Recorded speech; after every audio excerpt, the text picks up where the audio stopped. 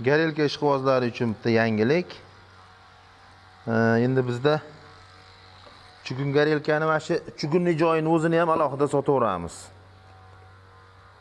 Toza chugundan qalin qilib ishlangan. Mana oldingi variantini ko'rsataman hozir.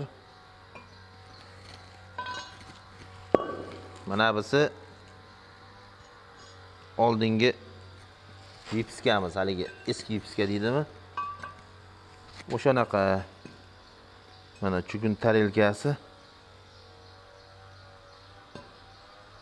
Mana shunaqa holatda. Mana endi yangicha vipiskamiz. Shunaqa qalin holatda chiqdi. Buni yoqib sinab ham ko'rdik. O'tgangi videomizda ko'rgan bo'lsalaring, mana bu ikkovi garelkani qo'yib, garelkalar jangi deb video chiqardik.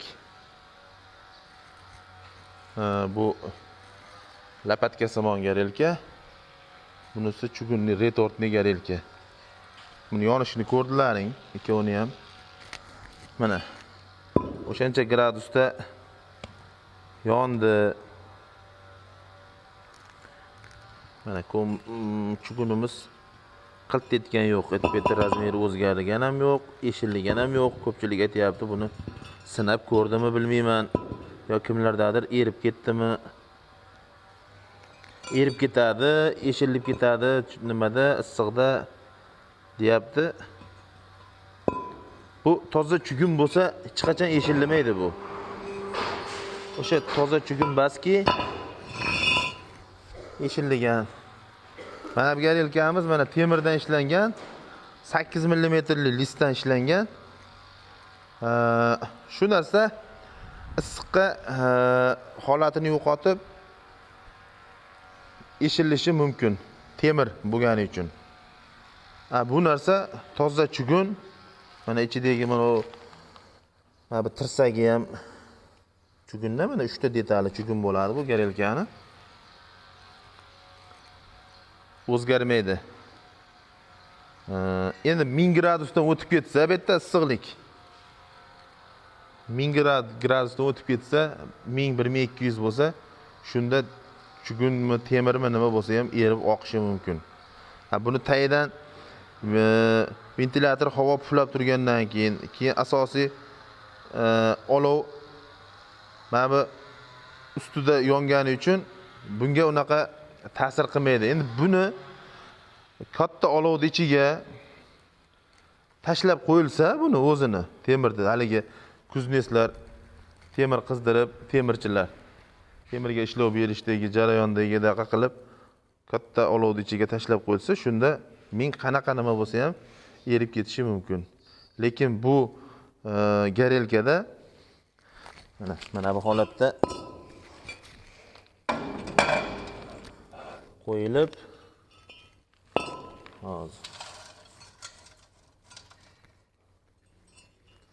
bu chuguni ham hamda qo'yilgandan keyin buni bu yerda to'la ko'mir, mana shu yerda yonadi o't bu yerda yonadi-da, ichida mana teshiklardan havo haydagani uchun bu uncha-munchaga erib unaqa bo'lib ketmaydi. Tem bo'li chugun. Shuni o'rniga temir bo'lsa eshilishi mumkin. Shularga e'tibor, fikr bildirishdan oldin shularga e'tibor berib bir sinovdan o'tkazgan bo'lishingiz kerak. To'g'rimi, noto'g'rimi fikr bildirishdan oldin. Biz mana buni o'tgan yil ham sinovdan o'tkazganmiz. Buni sotuvga chiqarganimiz yo'q edi. O'tgan yili yoqib ko'rdik o'zimizda, bu garelkadan